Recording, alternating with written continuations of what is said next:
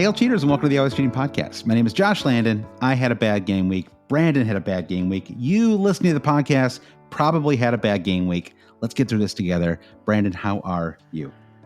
I can at least say, Josh, that I do not play for or am affiliated with a club in crisis. So that's the bright spot for me right now. We will obviously have to talk on this podcast about clubs in crisis. But while my FPL team had a bad game week, and do you have anybody to play on Monday? I don't. I bench Matt Turner. Yeah, I feel like some have Turner who may or may not play, right? There's like a chance that he was going to get dropped anyway, and then his wife had a baby, and so like he's maybe even more doubtful now. Like, right. Or do they let him play so he can like do the baby celebration if he somehow scores a goal? I mean, a goalkeeper does score a goal once every 4 years or so. So let's see. I think we're due. I think we're due for a goalkeeper goal this season. It's we'll have to check Jonty's goals imminent table to see who the closest goalkeeper is there. What a dour Sunday. Saturday had some highs and lows. Yeah. I like Saturday. and it was interesting. And we must now reflect on your wild card because you wild carded going into game week 5.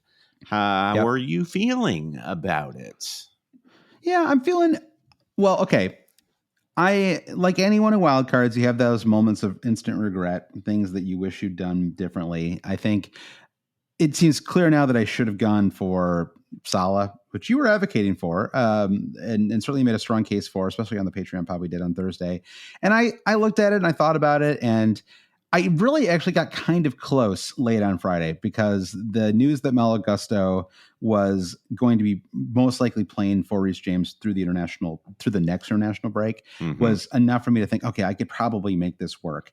And but there was something to me about dropping Chilwell and Bruno, and which is hilarious, right? Because Chilwell gets 0 points and Bruno gets 1 and Gusto gets a clean sheet, right? So it kind of couldn't have worked out. But more extreme. But I think what I will say is I'm on 43 points, and I am somehow basically on a red arrow overall, which feels a little harsh. But I'm up in all of my mini leagues, and I can tell you comprehensively that I would be doing worse if I had not wildcarded. Like basically I wouldn't have had Schär, I wouldn't have Alvarez. I mean, maybe I could have brought some of these players in on a wild card, but my team just wouldn't. I would have had something like 10 fewer points in my squad, and so I feel fine with the wild card. I'm also set up now. I've got Morris for the double game week. A piece of advice of yours that I did take. So I'm not normally in the position to take advice from you. It's not a place I'm comfortable being, Brandon. It's makes me. You are, but I think you were right. You were right on both fronts, and I took you up on one, didn't on the other. But I honestly, I feel okay. I like the way my team looks for next game week. I have to decide if I'm going to just straight away burn 4 to bring in Mo Salah, and it really comes down to whether I want to stick with Bruno for one more week. I mean, they do play Burnley away. And so that is the big question, but that is kind of the big question, right? Yeah. The theme for this week's pod is who are we giving up on? And we're also going to talk about game week 6. And I would say that the Bruno is the one I feel pretty okay giving up on. He got like one last chance, basically. Maybe he'll get 2 last chances. We'll see what I end up doing this week. I went all in on Spurs though, and that was the one that really didn't pan out for anybody. Right. I don't think, unless you had not dropped Richarlison, which shout out to our friend Amy, who was in that camp. But in general, Madison got 1 point, Son got 2 points, Dogie got 2 points. They can complete control the whole game, the whole match. And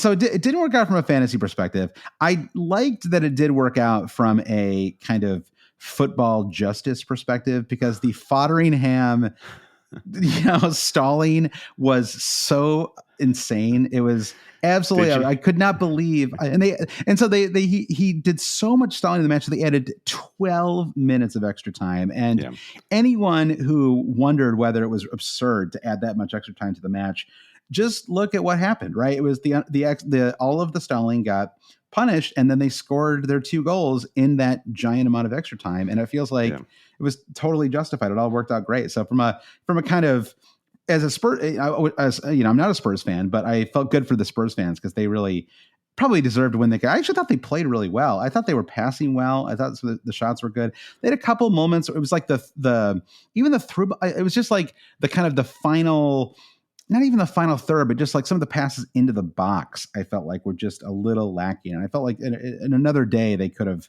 I thought, like Madison, I was really impressed. I thought he played well. I thought Son was a little bit anonymous. I don't know. Did you watch that Spurs match? I was only watching that on Goal Rush, so I didn't see it in that level of intricacy. But with Sheffield United playing more of a low block, it's going to just be like inherently more difficult to thread those needles once you get into the 18-yard box. So this incredible photo of James Maddison celebrating, I think it was the second Kulusevski goal. He was laying on his back pretending to stretch his hamstring in front of a Sheffield United player, laughing maniacally, like, look at what all your time wasting did. I know. Now might be a good time for me to lay down. I don't think of Sheffield United as being like this egregious time wasting. It was just, there's something about that match. They were just really, it was like at some point in the second half, whatever. I don't want to talk about time wasting, but I thought it was an interesting match. You go up a goal and you're away from home and you're in a position like Sheffield United is, where you don't know if you're going to survive the season or not.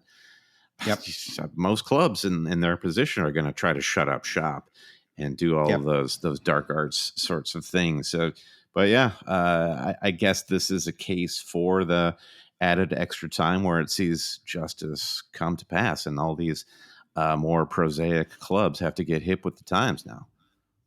Get hip with the times, Brandon. That's I like it. And Saturday was fun. And so I think there are times when you just feel, you wild card and you kind of you have instant regret, like, I didn't need to do it this soon, or I should have gone with a whole different suite of players. And I don't feel either way. I think it ended up, really nobody had a great game week. It doesn't, I'm looking kind of up and down. I'm sure there's somebody listening who's putting their hand up right now and they had 75 points or something like that. But it seems like in general, the band of points was between 20 and 50, right? It was like, I saw people with like 18 points this game week. There was kind of a version of, if you had Chilwell and you had, I don't know, like Estupinan, and like there was a version of your team where you basically had 9 players for this game weekend. I was looking at our Last Cheater Standing, which is one of our popular Patreon mini leagues, and I had 24 points after Saturday, and I was like, I've got to be at the bottom. It's like 100 people in that league. And like the first screen of like 20 managers all had 17, 18 points. And I was like, wow, this is awful for so many managers. Yeah. The Saka points coming in today pushed me up to 34 points, where I'm going to be all out. If I can survive Nottingham Forest clean sheet tomorrow, then I'll hopefully maintain this OR red arrow that I have, dropping me down to 1.6 million. So it's like continues to be for me just like a hold until I have a good game week. Feels like I haven't had a good game week since game week 1 now.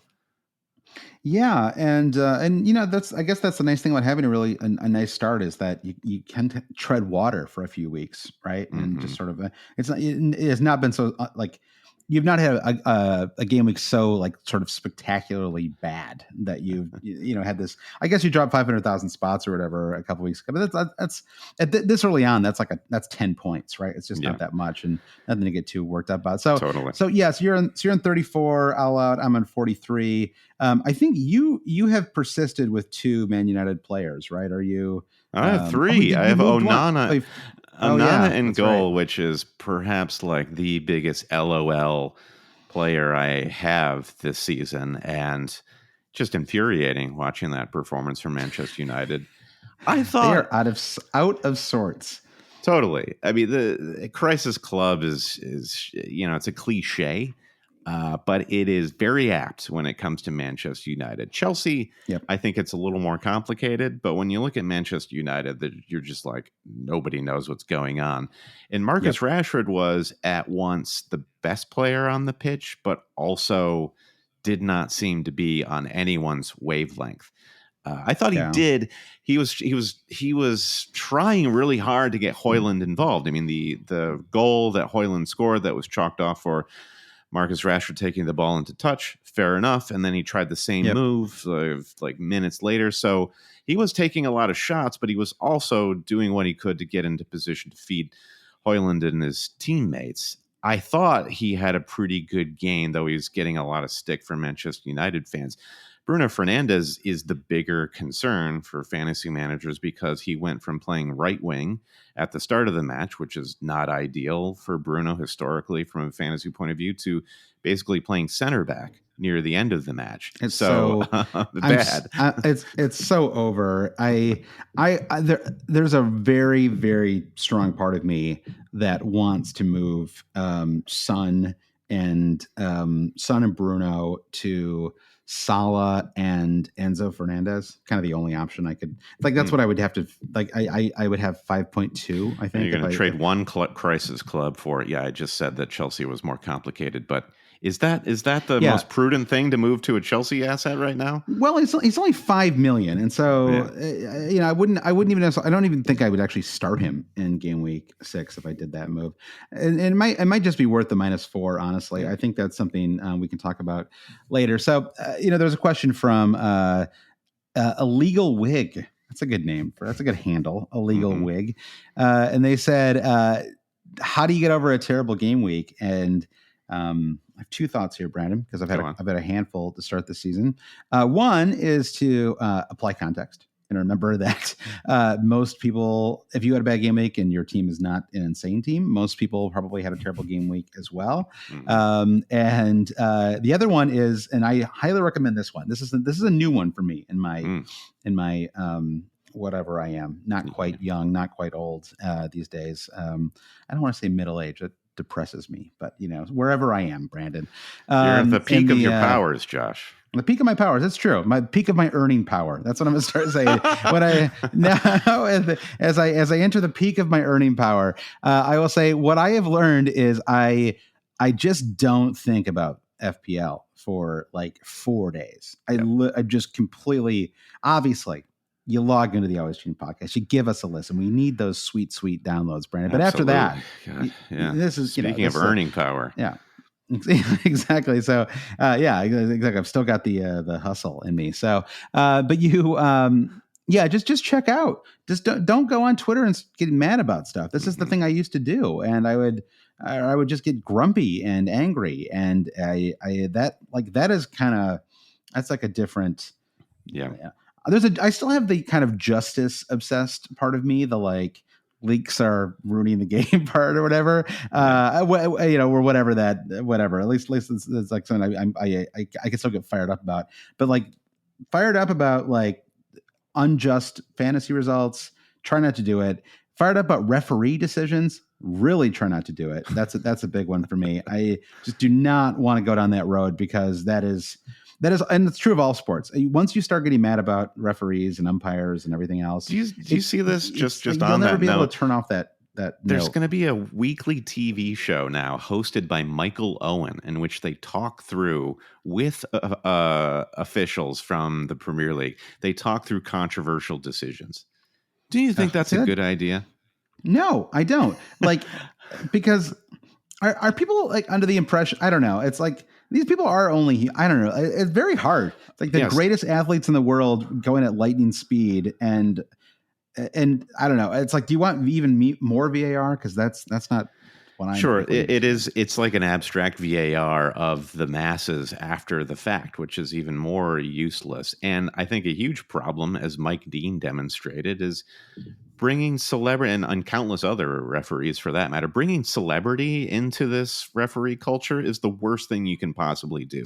The best refereeing is ones that you just don't even know exist. Exactly. And to now give these referees these spotlights and to coach them into explaining their decisions is just going to make them even more insane and out of touch from reality.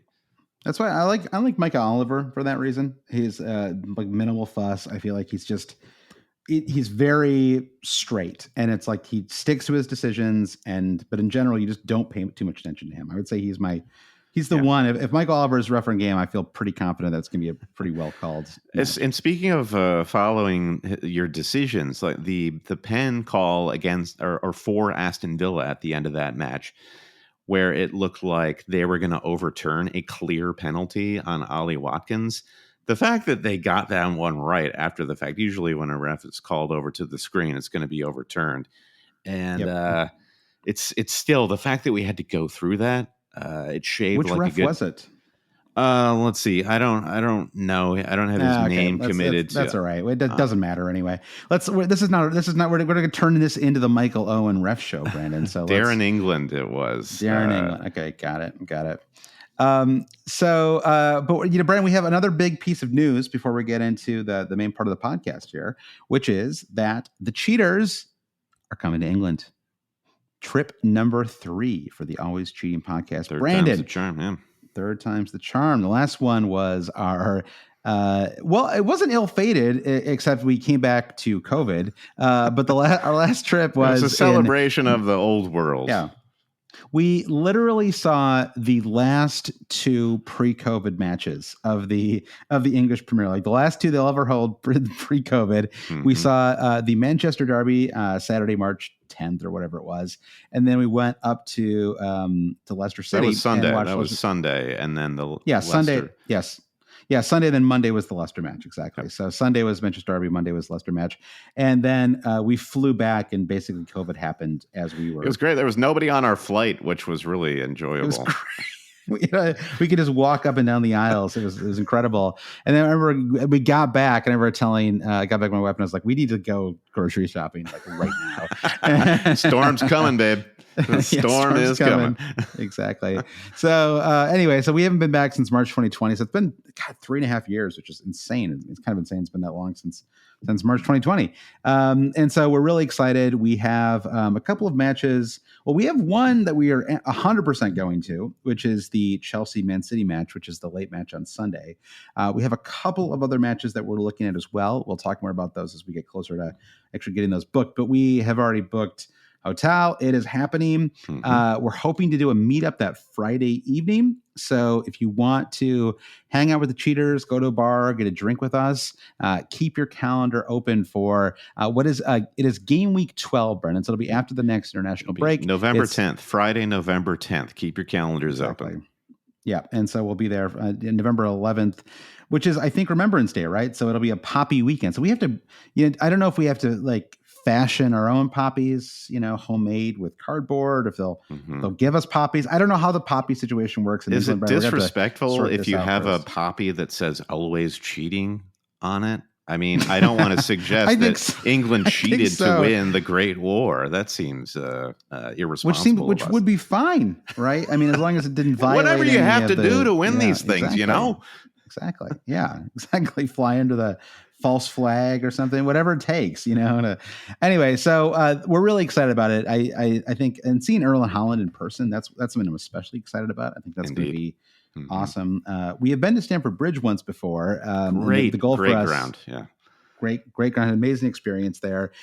We have not been to the other 2 venues that we're looking at. I mean, I don't know why I'm being so coy about it, but we're looking at seeing West Ham and Palace as well on that trip. We want to knock out a couple of stadiums that we haven't been to, and so that'll be about half of the Premier League stadiums if we go to those. So that's kind of a fun. We're really looking forward to. We're looking forward to meeting with people. We've met up with lots of listeners over the years, and like people like Nick Wright and Tom Cantle, and we've sort of taken us out and shown us the sights, Brandon, and then we've had a couple of great meetups too. So So anyway, that they've widened the turnstiles at Luton's ground, we can finally squeeze ourselves in there, and looking forward to that one day soon. Yeah, exactly. I won't go there unless the ground is heated, though, Brandon. That's heated seats. I need heated seats and a heated pitch. Okay, why don't we walk in the pitch after the match? I don't want cold feet. So that is happening once again. We'll be there the weekend of November 11th, Friday, November 10th being the day that we're planning for an Always Cheating meetup. So really excited to announce that. Really hoping to meet some some new people, some new listeners, and also some people who've been listening to the pod for, these many years. So thank you to everyone who supports the pod. I'll use this opportunity, Brandon, to feed right into our Patreon. You can support the podcast on Patreon. Go to patreon.com/alwayscheating. You and I did a couple pods over the international break that I thought were really fun. I thought Josh's Odyssey the Mind pod was a lot of fun. That's where I just ramble for about 30 minutes. And then you and I did a nice long, kind of tetchy wild card pod. You were really giving you home truths that you didn't want to hear. That's true. I didn't want to hear some of these hard truths, but we got a number of new Patreons over the last week, and I think being on Wildcard was helpful. So, Brandon, you should go on Wildcard yourself very soon. It's good for the Patreon content. Number. Big thanks to Sam Danby as well, who joined us to talk a little bit about FPL and playing football in Norway. So you're right, Josh. There was excellent content on our Patreon. Well, that was on the main feed. I'm getting that twisted. So let's just get to it and thank our new patrons. Big thanks to Nick Ashman, Tazimus, Scott, Tim McKinney, Jin Rang, Bibin John, Jane Ruffley, Mo, just Mo. Is it that Mo? We don't know. And Isaac. Mo Tucker, perhaps, drummer for the Velvet Underground. It's possible. Could be, yeah. We are the Velvet Underground of FPL podcast. Isaac Delberry as well. Again, as Josh said, if you want to say thanks and get more FPL content in return, visit us at patreon.com/alwayscheating. All right. Thanks, everybody. We'll take a quick break. We'll get back and we're going to talk about players we may or may not be giving up on. Nicolas Jackson, you know that some of us are looking at you. There's no I in team, but there is one in Indeed, and that's the hiring platform that you need to build yours. When you're hiring, you need Indeed. Instead of spending hours on multiple job sites searching for candidates with the right skills, Indeed's a powerful hiring platform that can help you do it all. One of the things I love about Indeed is that it makes hiring all in one place so easy because Indeed does the hard work for you. They show you the candidates whose resumes on Indeed fit your description immediately after you post so you can hire faster. Join more than 3 million businesses worldwide that use Indeed to hire great talent fast. Start hiring now with a $75 sponsored job credit to upgrade your job post at Indeed.com/Blue Wire Sports. Offer good for a limited time. Claim your $75 credit now at Indeed.com/Blue Wire Sports. That's Indeed.com/Blue Wire Sports, and support the show by saying that you heard it on this podcast. Indeed.com/Blue Wire Sports. Terms and conditions apply. Need to hire? You need Indeed. NFL Sunday Ticket is now on YouTube and YouTube TV, which means that you can stay close to your team even if you don't live in their town. Like, maybe you're a Raven who married a Seahawk who got a job in the land of the Falcons. With NFL Sunday Ticket, you can watch your team's out-of-market Sunday afternoon games no matter where you live, because you shouldn't have to change teams even if you change towns. NFL Sunday Ticket, now on YouTube and YouTube TV. Go to youtube.com/presale to get $50 off. Terms and embargoes apply. Offer ends 9/19. No refund. Subscription auto renews. What's up? It's Kaylee Cuoco. When it comes to travel, we all have a happy place. I just went to my happy place. I just went to Maui, and it was truly amazing. Priceline has always been about getting you to your happy place for a happy price with deals you really can't find anywhere else. Like up to 60% off select hotels in Costa Rica or 5-star hotels for 2-star prices in Cabo. Go to your happy place for a happy price. Go to your happy price, Priceline. This episode is brought to you by Columbia Sportswear. It's snowing again, and that wind chill is killer. But you're not worried about that because you shop the Omni Heat Infinity Collection. It's warmth perfected with tiny gold dots that reflect your body heat inside and protect you from the cold outside. No snow or chilly temps can stop you now. Go out anyway. Shop the Omni Heat Infinity Collection now at Columbia.com/infinity. All right, Brian, we're back. So players that we're giving up on, considering giving up on, we had a lot of questions that were all kind of in the same bucket and maybe the same two teams. But I thought Scully summed it up pretty well. He said, so we need to get rid of all Chelsea and Man United players ASAP, right? So let's start with Chelsea. That was the match that was on today. They Raheem Sterling gets a yellow card, 3 minutes into the match. Create some chances. Nicolas Jackson had a nice shot from outside the box. Could have scored. Hit the outside of the post. Maybe he should have scored there. I don't know. He had a lot of space in the box, but what of are all your the shots thoughts? he took? That's not the one that he should have scored on. Yeah, talk to me about Nicky Jackson and how you're feeling.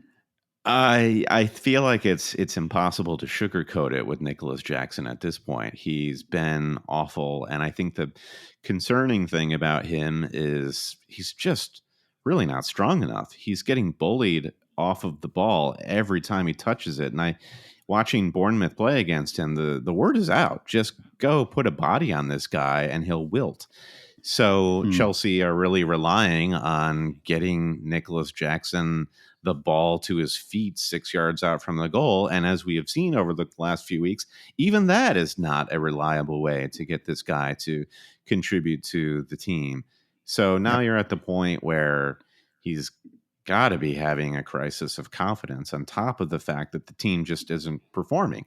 So we've given him too many chances at this point, and we've identified players that are a better fit in our fantasy squads, from Alvarez to we talked about Burnley and Luton strikers who you might just want to bring in as a gamble for the double in game week 7. Yeah, it's coming up 2 game weeks away. Yeah. Hoyland, I mean, we will talk a bit more about this when we transition to Manchester United, but even Hoyland looked like he had a better fantasy value than Nicolas Jackson. Yeah. So he's done. Patience is lively with Hoyland, and I actually didn't. I did not realize that ball had crossed in real time. I mean, it's just the camera angle. It was not clear that the Rashford ball crossed the line. I'm not convinced that it even did. I mean, you can show if.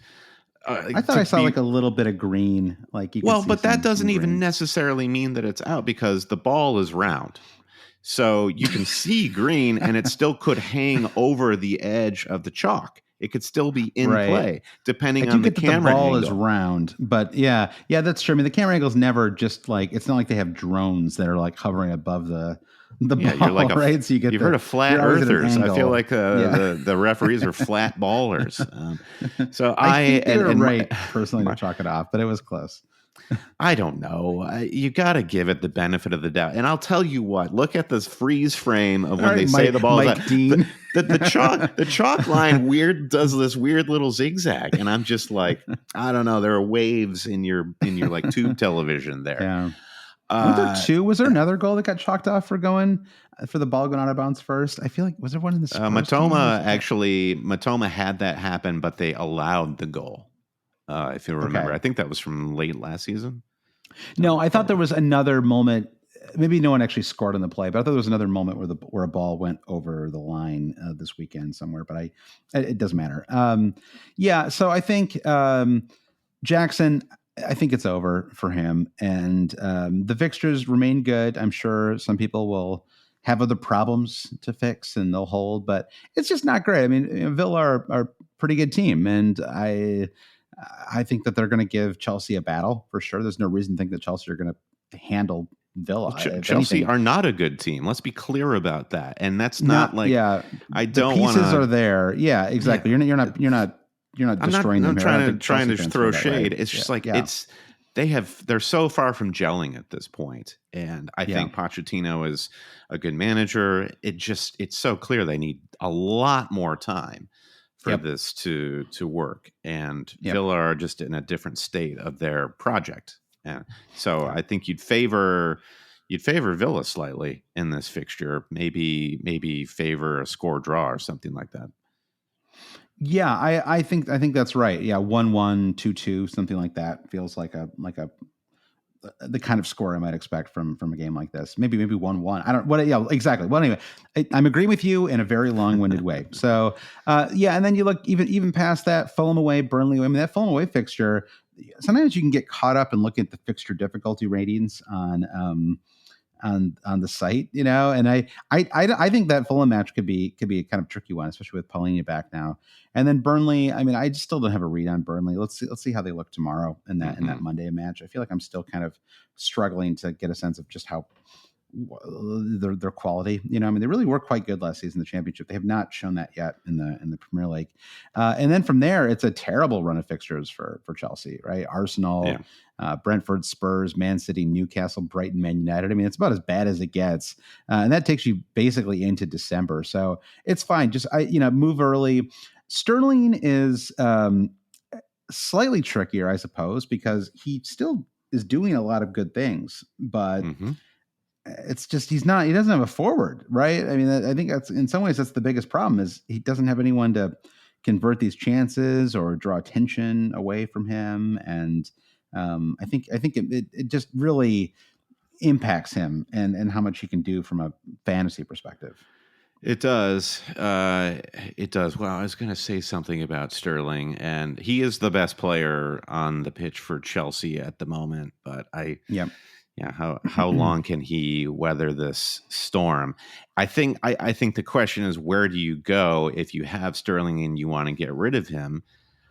And Mbeumo, I guess, is the obvious move there. Does Sterling to Mbeumo feel like it's a priority? I think the thing with Nicolas Jackson is you're probably leaving points on the table with other forwards that you could have. Midfielders, I don't know. That price range for midfielders is kind of odd if you already have James Maddison and Mbeumo. Who do you move to? Because we have been talking for weeks about how it's all about midfielders. They are the ones scoring all the points so far this season.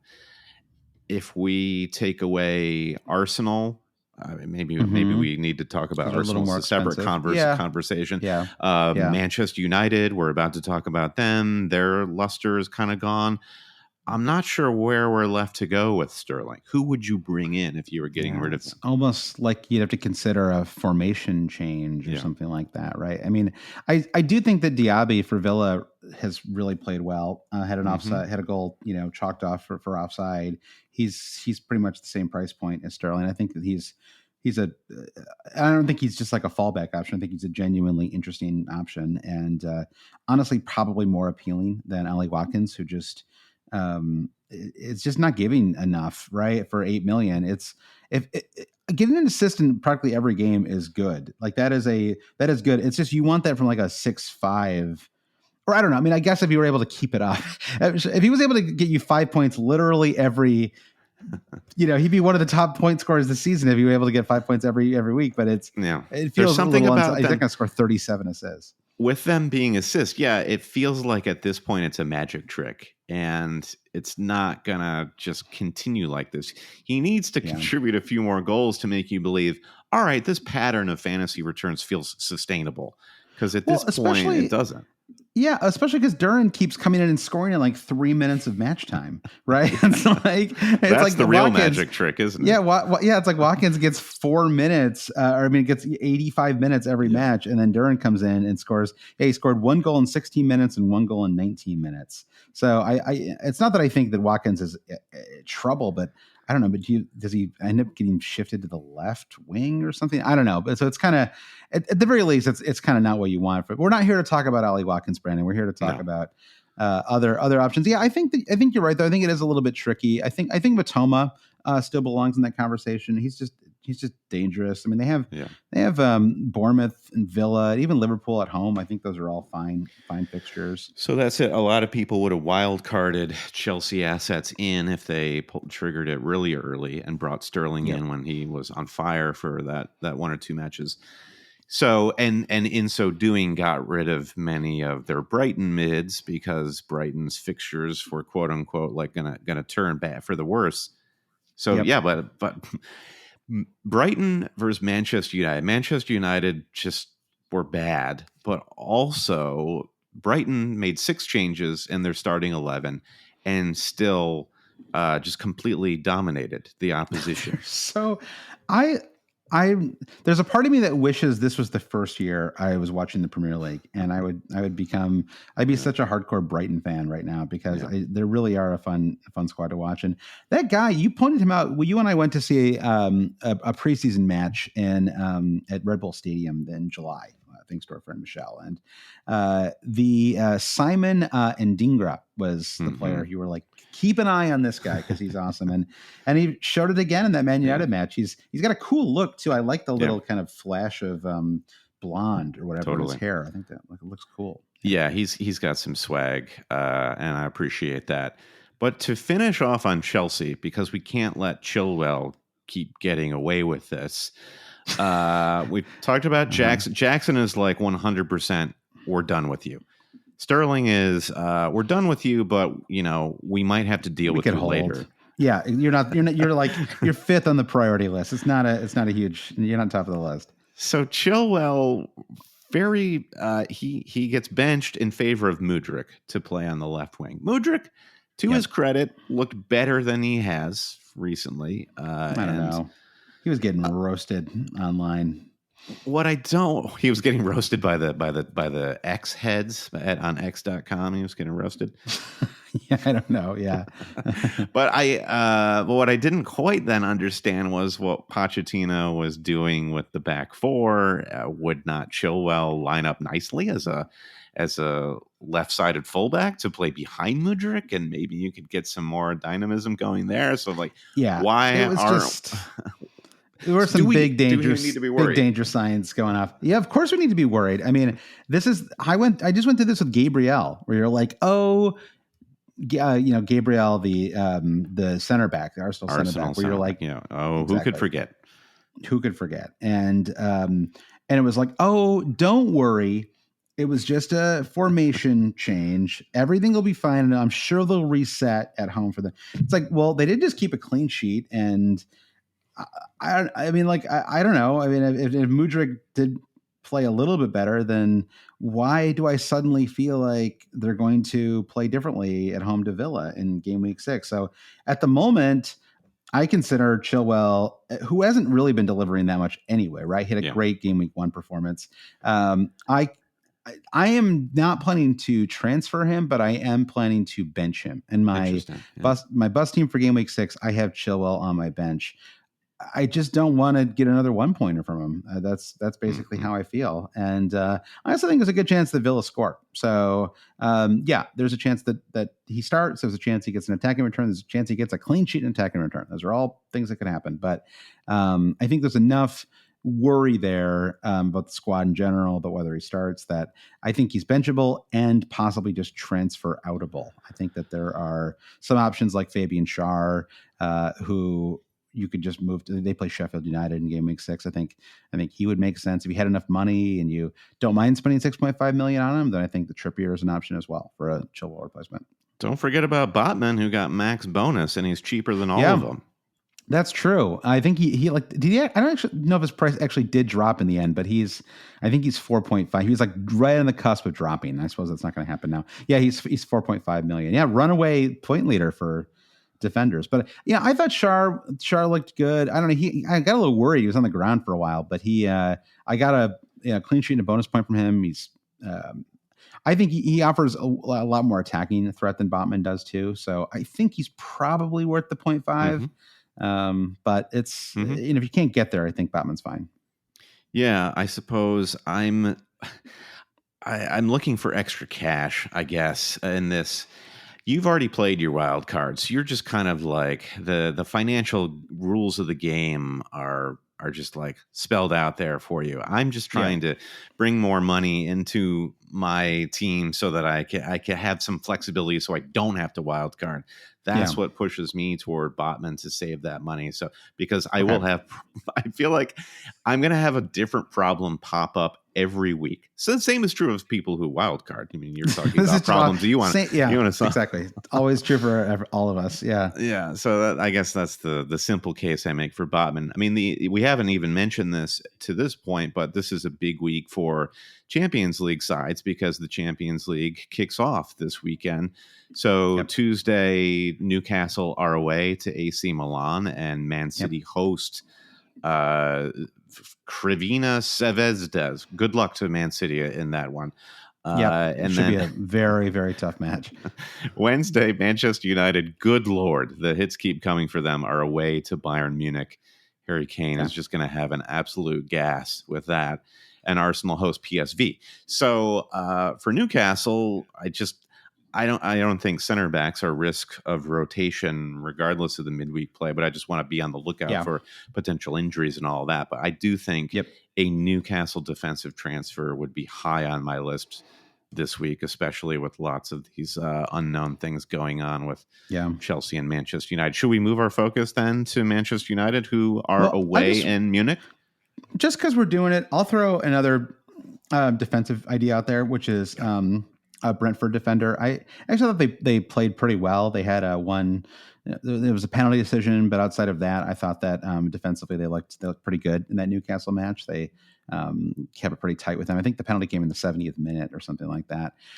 So I think you could look at someone like Pinnock at 4.5 million. Mm-hmm. They host Everton in game week 6, and Everton just really, it's just a real struggle for them right now. I mean, I don't know. I do not envy their supporters. I think it is not this season looks like it could go really badly for them. They can't score. Is their big issue is they can't score goals. So that is in favor of the argument that you're making. It's just get defenders who are against Everton because they have no goal scorers. It actually reminds me of Villa. Like, remember when Villa went down like 5 years ago, and it was like then they came back up with Grealish a couple of years, a year or two later. But remember that was the problem they had. They had a couple years there where they had like Benteke and they were Gabby and Bangalore. Yeah, they just could not score. And it was like this, and it's kind of similar thing because, big club, lots of supporters. And it was just these dreadful seasons where it's like part of you is just like, go down to the championship for a year, play all your young guys, bring in some interesting kind of loans, see if you can get somebody who clicks, and then come back up with the new squad. I mean, that's kind of what Fulham finally did, right? And it's I don't know. So, and obviously, like, I'm not the one who has to have the massive financial loss of being, out of the Premier League for a season. Thank God. But not during these years of your peak economic power. That would be a shame. It'd be tough to lose even 1 year during my PEP. All right. Yeah. So let's move on, because I think it is a pair here, which is Chelsea and Man United. And some of those sterling alternatives that we discussed. I mean, Phil Foden, you've got to throw in there too, especially if he doesn't start at midweek, would be another option, especially because they host Sheffield United in game week 6. So I think, or no, they don't host. They host. Ben City host Nottingham Forest. Excuse me. They host Forest in game week 6. So Man United. Let's kind of do the same thing we just did, which is kind of look at some of the most highly owned players on that squad. So I think we can start things off though with the two obvious, which are Bruno Fernandes and Marcus Rashford. We talked about Rashford a little bit. I agree. I thought he looked reasonably lively. I mean, it's just like you just want more, right? You want more than reasonably lively for a 9 million midfielder, right? You don't want like pat on the back. You tried hard today. Mm-hmm. It's like you kind of do want some goals and some assists, ideally, and but at least he's doing something. I mean, Bruno is just he's running around a lot. He's very active. He's I like him a lot as a player. I wish I didn't have to. It's almost like I might like him more if I didn't watch him from a fantasy perspective, because it's watching him fantasy wise, you're like, what are you even doing? Like, what's going on here? Like, well, he's trying to cover for the horrible midfield. You're right. It's not an indictment on him like as a player. It's just his fantasy impact is definitely being kind of dulled, right, by everything that's happening around the club. Yeah, I don't know what's more awful right now, Manchester United's midfield or their defense. Their defense is honestly more of just more hilarious than well, we'll awful. Get to the defense. Let's start with the midfielders. Yeah. So the midfield against Brighton was Casemiro, Eriksen, and McTominay. McTominay, I saw the stat. He completed maybe 20 touches on the ball, and the other two mids had 50. He just wasn't involved at all in the play. And Casemiro has gone from, well, Manchester United really shouldn't be signing this guy because he's too old, and then he was a revelation last season, and now suddenly he's too old at 31. And Christian Eriksen had one incredible turn early in the first half, during that first 15 minutes, where it looked like Manchester United might actually play well against Brighton. And then from there, all the wheels came off, and Rashford was really the only one who could seemingly carry the ball up the field, and then he was kind of just doing his own thing. So the problem is there's either a complete lack of organization with the Manchester United midfield and attack, or there is a complete lack of fitness with this team. And I do not think they were helped at all either by the fullbacks. Reguilon, who came from Spurs, I thought was awful. He was so out of his depth. And granted, maybe he's not played first team football he was for a while and all when that. we thought he was like the next Trent. Like there was a moment where Reguilon was like the hottest name in fantasy. This has been a few years now. So it's just front to back. It's not working. How worried should you be as a fantasy owner? I feel like Chelsea might be the biggest priority, because just looking at the quality of chances that just Rashford on his own was creating, and with somebody as mobile and motivated as Bruno, I think you're already a step ahead of where Chelsea is. So if you've got what you feel like is a bigger priority than Rashford or Bruno, fine, fair enough. I'm planning on keeping both of them depending on what goes on midweek in the Champions League. But keeping both.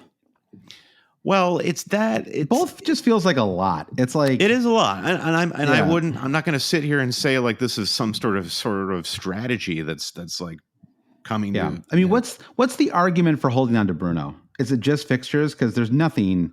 We're getting nothing from him from like a fantasy perspective. Yeah, right? I don't think there's any argument for holding on to him. And certainly if you were building a team from scratch right now, no one would be advocating for having any Manchester United players. Maybe you could advocate for take a punt on Højlund because he's a cheap second or third forward, or maybe you advocate for Rashford because you believe he will come good. But beyond the problem with Højlund is it's like another Nicolas Jackson thing, where it's just like, do I want to take a punt on somebody who's just probably not ready for serious minutes? Yeah, or just like there are too many unknowns with him still. The point I was getting to though is the getting rid of them is another conversation than not having them building the team from scratch. I think the only reason to get rid of these Manchester United guys right now is if you're pivoting to Mo Salah. I think we can split. I think we can split this, because I think you're right. I think Bruno out is something that feels more palatable to me. Like if I had both, Bruno out is the one that feels like the bigger priority, and Rashford feels like it would be nice if he was doing more, but it's okay to hold him for now. But because I mean they do have a good run. The problem is the fixtures aren't going to fix the no Mason Mount, the no Antony. I mean, Antony, like, I don't know what's going to happen there, right? Like, is he going to slot back in? I mean, they have to be really careful, right, after everything with Greenwood, and they're kind of pilloried for not handling that well, like last month. And so I don't think they want to kind of be right back there again. And so I don't know any of the facts of the case, right? But whatever, it's just a mess, right? And so it's like they don't have Antony, they don't have Mount, they don't have Jadon Sancho, right? Who is I don't know, like mad at Eric Ten Hag. I don't know. He won't apologize. He refuses to apologize, which is the most childish thing you can see. Yeah, it's just a mess, right? They don't have Luke Shaw, who's a great creator and also opens up space for Bruno. Yes. And they don't have Varane. What they do have though, Brandon, is Hannibal. Okay. I thought Hannibal was a nickname. I didn't know this guy's name was actually Hannibal. That's incredible. So big fan of Hannibal, comes on and scores a goal in 26 minutes. I am team Hannibal from now on. I'm going to start a new Patreon tier. That's the Hannibal. I don't even know yet. I got to come up with something. Everybody gets a nice bottle of Chianti when they join the Hannibal tier. Exactly. Fava beans and a nice Chianti tier. I finally saw, this is a total regards of unrelated, but I finally saw Manhunter. You ever seen Manhunter, the kind of prequel to Silence of the Lambs? I've not seen it. No. Oh, it's good. Recommend it. We'll check to it you out. And everyone listening. Yeah, it's good. It's a good one. All right. So yeah, the attacking wise, I think Bruno, it's fine. I mean, I don't like, I just like, yeah, I don't know. I mean, again, it's like, yeah, they play promoted teams in 2 of the next 4 weeks, but do you really want to hold, given all the mess right now? I mean, I'm almost, because I'm really thinking about this seriously as someone who has Bruno in my squad. And I kind of agree with you, which is that I don't see a great kind of instant, like kind of lateral move that I want to make. And so part of me is like, do I just drop Son kind of immediately and just turn Son and Bruno into Mo Salah and somebody who costs 5.2 million or less? I sort of looking at Enzo just because he plays a lot of minutes and is probably still on pens and seems like an okay option. But I think otherwise, I kind of agree. There's no one like, I mean, if you didn't have Madison already, or you didn't have Mbomo, then I think those are 2 great options. I think even with Arsenal away, I think that he's just on everything, right? And it's like he's getting a lot of space just outside the box. It's I'm really am impressed with how he looked yesterday, and obviously throughout the entire start of the season. Son, and I guess we can go on to our next one here. We didn't really talk about the Man United defense, but I'm not sure there's much to say, right? It's just they're like totally banged up. They're banged up and the midfield's not helping, right? Yeah, yes. But yeah, Dave LCA, last cheater standing Stato says, for those of us who bought Son this week, do we hold or sell? So do you think it is worthwhile to move Bruno and Son to Salah and player X for a -4? Is that a worthwhile -4? Or do I just keep Bruno for one more week and I can bring Salah in game week 7 without taking a hit? Well, that's a good one. Mm-hmm. I guess it depends. It depends on what kind of manager you are / want to be. I think the aggressive move is to get Salah in on the hit. Yeah. Because everything is kind of pointing toward, we told you, Salah, not us, but the royal we, that Salah was going to remain consistent this season, and he's proving that. You love to see it. And you're not getting that same consistency from Son or Bruno, as good as they might look in any given match. So that's just like the smart, aggressive thing to do. It's like, and I do want to kind of walk back what I was saying about like, well, what are you going to do if you get rid of these Manchester United guys? This is always a problem for me, is the danger of being a passive fantasy manager.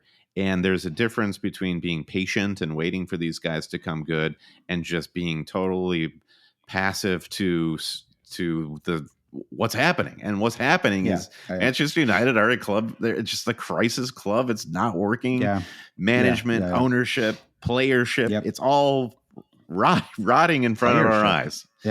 You've got to act on that. So I do think the Son Bruno to Salah for a hit. Yeah, I like that as an aggressive move. Here's the other one thing that may sway people a little bit and what you want to do and whether you want to burn points early. And one of the reasons I might just go ahead and do it now and just sort of basically correct what was probably a mistake on my wild card. Not that I think Son is this like disaster just because he didn't score in one match, by the way. It's just whether I think that long term I really want to be doubled up on Spurs. Maybe I might have just gotten a little too over my shoes with the game week 5 fixture, thinking, oh yeah, they're gonna like really just crush Forest in that match. And is one thing you want to think about too is that for game week 7, I'm already in kind of a tricky spot with my defense. You have the Doggies, they're hosting Liverpool, so you think there's a good chance that Liverpool score in that match. Stupinan, they play Villa away. Not like terrible, but not like a great fixture either. You have the Chilwell situation now too. So it's like you might be in a position where you kind of want to make a defender transfer in game week 7. And so, or maybe you want to try to bring in Morris, right? And you want to go for the, try to attack the double at least a little bit. I mean, I think one player feels like plenty for me on the wild card, but still. So it's kind of like if you're going to have to make 3 moves in the next 2 weeks anyway, then sure, make the -4 now. And because how many goals do we see Spurs scoring at Arsenal? Like between 0 and 2. I mean, 2 is probably the upper end, right? And one feels like probably what we'll see. And so if you're looking at 1 goal and you've got 2 midfielders from, I don't know. I think that's going to be like a basketball game, I should say. I think that's going to be 3-4 or something like that. I mean, the way Postecoglou plays is it's just like a take no prisoners, let's press, let's attack. And Arsenal will probably love that and eat that up if they can play it just the right way. But I think Spurs will. I think it's going to be a pretty open, exciting match. Okay, well, that's the case for holding Son then, right? Yes, dropping Bruno and Son. Those are 2 very good players. But again, like if you put together a good team, then anytime you bring in someone you really want, you're going to be dropping a good player and a player that you added yourself to your squad, right? If it's on an auto pick squad, it's a player that you believed in at one point. So you're always kind of some responsibility. Yeah, there's always an element of that's what's going to happen. And I think that Salah is he's just so consistent. I think that's what it is. There's kind of this new idea. Is he last season's Harry Kane, which is just like he's not absolutely blowing the doors off, but it's just every single week he gets an attacking return, and that's so valuable. And I love players like that. And so, who doesn't, right? But it's just like you don't need a ton of upside, right? You just want. I don't know. I mean, I guess it's kind of like Watkins a little bit too, where it is nice just to get.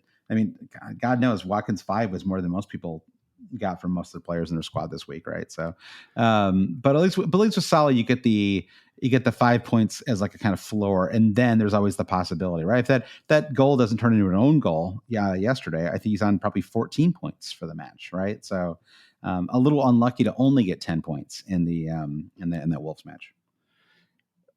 Nicolas Jackson has 4 yellow cards right now. It's disgusting. Bad.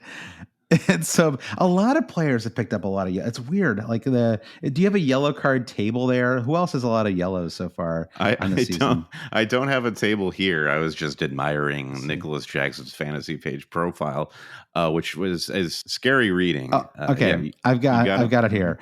So Anthony Gordon is on 4. How did Anthony Gordon get 4 yellows? So Gordon's on 4. Jackson's on 4. Your boy Ola Aina is on 3, along with Bruno Fernandes. So he's even close to a suspension. Nelson Semedo, Bruno Guimaraes, Aaron Hickey, and Emerson. So Emerson is on 3. Oh, and then Lucas Paqueta too. So there's not obviously a ton of fantasy assets, but obviously Nicolas Jackson being on 4 means you might as well just he's gonna get a yellow probably the next match, right? So just move on. Yeah, you got to take this into your own hands and just get rid of the punk. Yeah. Maybe he needs a week off to. So are you going to drop him this week? Like, what are your transfers? You got 2. What are you planning right now? Right now, what I want to do is move Pau Torres to Botman, Sven Botman, and Nicolas Jackson to Julian Alvarez. Okay. So both of these moves are contingent on what happens with Newcastle and Man City on Tuesday in the Champions League. If everyone comes through unscathed, then those are the moves that I make. Yeah. You'd ideally not see Alvarez play 90 minutes, right? That would be ideal if he didn't play the full match. I would love to see him start from the bench. That would be a dream come true. And then it's Jackson all day to Alvarez. Yep. And I like Watkins as my least favorite striker. Now he's my second favorite striker in my team, second only to Erling Haaland. I feel like that's putting undue pressure on the lad. Yeah. Let's give him a break. Move him to the third spot. He could score in that Chelsea match for sure. I think I like those moves. Those moves both make sense to me, and they both seem pretty sensible. Yeah, and I guess even if he does play 90 minutes, he might still want to make the move anyway, right? Because I doubt he's going to play 0 minutes. He's already risen in price since the deadline passed. So he's at 6.8 now. Yeah. He'll be He'll be maybe 7 million by the time game week 6 deadline comes around. All right, let's go to one final question from Bob Warlord. He says, would you wild card if you only have 2 playing defenders and the rest of your team stinks? I'll think about it for sure. Yeah. You sound like you're in a situation, Bob, where all hope is lost. Sometimes you got a wild card to get yourself back engaged with the game. So it worked for me. I'm feeling much better about things. Even though I had like a B+ game week, I'm feeling much better about things. Good. Yeah. All right, let's take a break and get back, and we'll take a quick look at game week 6. All right, Brian, we're back. Game week 6 kicks off on Saturday. Keep tinkering with the schedule. We got there's no early game on Saturday. Instead, we have 3 10 a.m. in East Coast time, 10 a.m. fixtures. And then there's a lunchtime fixture, Brentford Everton. And then you have Burnley Man United as a 3 p.m. on Saturday game. It's kind of interesting, isn't it? Late game on Saturday. And then Sunday we have 4 matches all on at the same time. And I know the Champions League is a factor here, but still 4 matches on at the same time. And then Sheffield United hosting Newcastle to end things on Sunday. No Monday match, no Friday match. So a clean FPL classic, if you will, Brandon. And there was a question here from American FPL. And he said, what are some games that could be great for watching and for FPL, right? So at first I didn't understand what he meant, and then I thought about it. I was like, I see what he means here, or what they mean here, Brandon. Which is what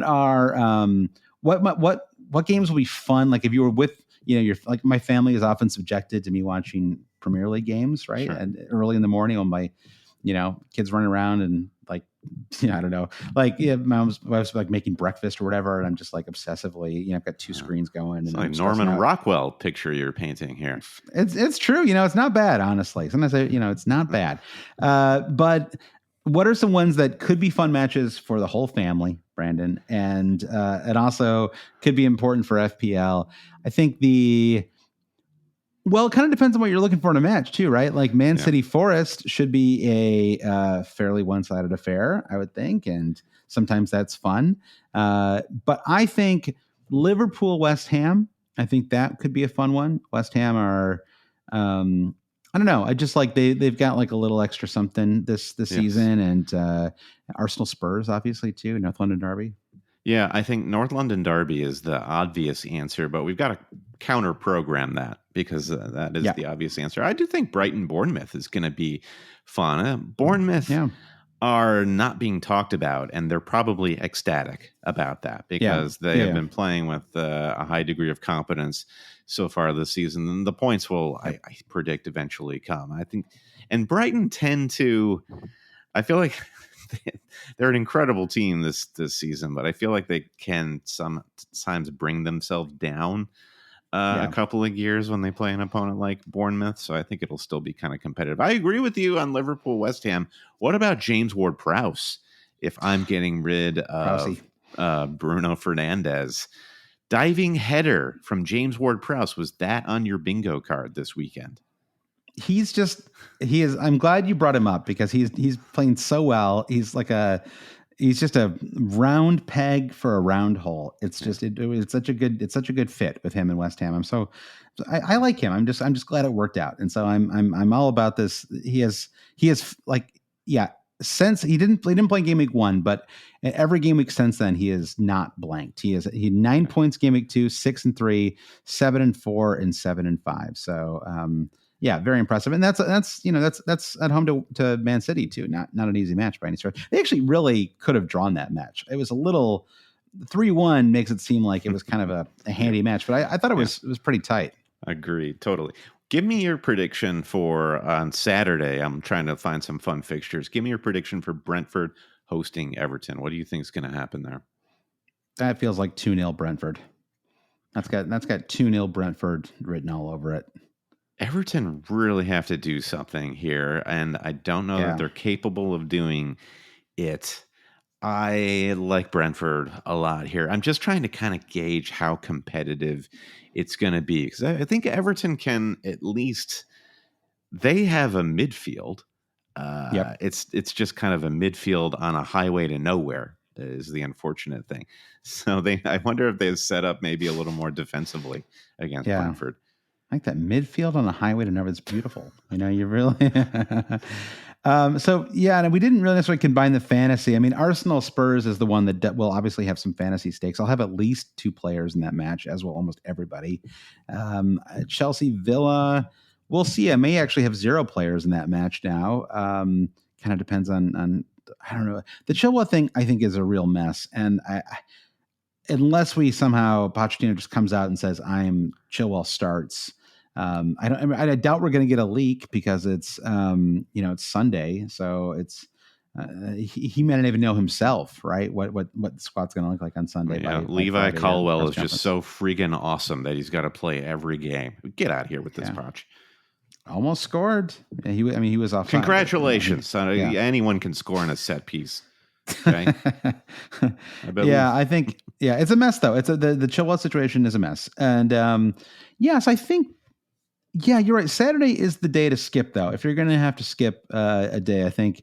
Palace Fulham has a kind of that's like more like pure watch territory, though. Oh yeah, that's one for the hipsters right there. Palace Fulham. Yeah. That's Don't let the family catch you watching that match, or they're going to ask you, is Daddy or Mommy okay?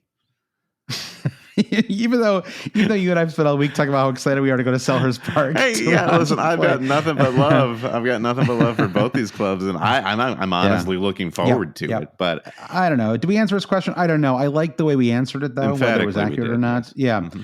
We talked about transfers. You mentioned your 2 moves already. I am either going to, honestly, it's kind of one or the other. Either I hold my transfer or I make a -4 and I bring in Salah. I don't really know what other moves would make sense looking at my squad. It feels like, and I guess the question for me is just, do I really want to have 2 Spurs away to Arsenal? It's hilarious because, of course, I should have been asking myself this question on my wild card, but I just got a little excited about. It's like Sun fever. It wasn't just because everybody else was talking about it. I was excited about it too. It's like, hey, the guy scored a hat trick. He's playing up front. But I wouldn't say I was like blown away by his performance in that Spurs match. I thought he was okay. Yeah. This is the problem with him the last couple of years is he's just running kind of hot and cold, and now explodes and disappears. Richarlison is suddenly filled up with good vibes after orchestrating that win. Does he come back in and play the 9, and Son gets pushed out wide again and becomes, kind of ineffective? He might. So do you think, let's move on here, Brandon. One last question, which is, who is our ex-dog and him of the week, brought to you by our very lucrative sponsorship with the hit movie Strays? Yeah. And I would encourage everyone to go to the movie theater to see Strays. It's great to see on the big screen, but I don't think you have to, Brandon. I don't think you have to rush because, theaters like to have a long run with a movie to get the Academy Award nomination. So I think Strays is well in line to lock in that Best Picture nom. So I think it's going to be in theaters for a while now. And Johan Wissa is also coming to a theater near you as Game Week 6 X-Dog in him. I think Johan Wissa against Everton is he's going to be barking and biting and scoring goals. Okay, I like it. I'm going to go a little off the board with this one, Brandon, but I'm going to stick to my guns here. And I think that Hannibal is my ex-dog and him of the week. I think that Hannibal is going to come off the bench, score another goal. He's the next, you know what he is? He's the reincarnation of Dimitar Berbatov, Brandon. And I think that we're going to see a lot more Hannibal in the years and decades to come. Wow. His first touch. What have you seen of Hannibal's first touch compared to Berba's second? Yeah, you know what I like about him actually? Hannibal's got a great third touch. And that's people don't talk about that's a third when he touch really draws the ball under his spell, and it's the third touch. Yeah, exactly. He's got a great one of the best third touches you'll ever see. The intense focus he has as it comes off of his chest, it's his like, thigh. Yeah, exactly. Incredible. Right, let's do it. Yeah, roll the end credits.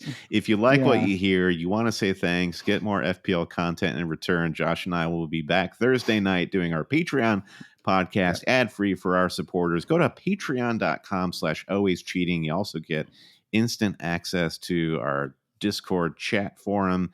I was really enjoying the live match day chatter this weekend, and it helped boost my enjoyment of some of the duller fixtures on Sunday. Patreon.com/always cheating. We appreciate all of your support. Josh, go ahead and take us through our producer patrons. I will, yeah. And I like that we have some new one-name producers near the end here, Brandon. We like it's Madonna style, and I've seen these people go through their lives just using one name as well. I don't think it's just for the producer groups. Mike DePietro, Trevor Ingerson, Chris Howell, our buddy, Babas Kuhn, James Holland, Dave Wagner-Lodell. Dave, why did you suck me into NFL fantasy? My team stinks this year. Nick Wright, Lazarus Yanos, Jesse Halstead, Bruce Kerr, Brian Chin, Blair Jacobson, Todd Byerly, Andy Portlock at FPL Merch, Kerry Swanson, Jefferson Turner, Buffalo Wild, Mings, Francis Moore, Sam Shower, Caleb Robbie, Vulgar, Paulson, Kruger, Alex Holcomb, James Keatley, The Saint, Bob Fox, Craig Jackson, Shalon F. Kadakia. A lot of producers right now. It's exciting to see, Brennan. Terrence O'Donnell, Paul Herzig, Heath Cram, Thomas Tisloff, Noah Louise, Travis Grant, Julio Pena, Linus Winterstrom, Dan Parsons, James C., Matthew Skinner, Furrow Jacobson, Brennan, Daniel Hart, and our newest producer patron, Lolly. Thank you so much to everyone who supports the podcast. You can find the podcast on Spotify, Apple Podcasts, Google Play, Stitcher, Acast. You don't hear too much about Acast these days. I'm curious, if you're listening to this podcast on Acast, reach out. Let us know about the experience. We want to talk. Listen on something, if you listen on something that we don't talk about in this pod, I would be very curious. So let us know. Email us at Hail Cheaters. Instagram us at Hail Cheaters. Facebook is facebook.com/always cheating. You can message us on any of these platforms to tell us what podcast platform you listen to, if it's not one of the ones we've already talked about. You can also email us hailcheaters@gmail.com. You can find all sorts of information and how to subscribe to the podcast or become a Patreon supporter at alwayscheating.com. Thank you for listening. We really hope to see some of you, our UK-based friends, in November. Once again, it's the weekend of November 10th through the 12th. We'll be here. And November 10th is the day that we're looking at for our Always Cheating listener meetup. Terrific. Yeah, and that's a Friday. So, you just go straight from the office to throw one back with the cheaters. It'll be a good time. Details to come. Speaking of NFL, Josh, what happened to the Lions today? I saw that they lost in overtime to the Seahawks. My wife, I actually had to say to my wife, because she was laughing at how annoyed I was, and I had to say, it's not funny.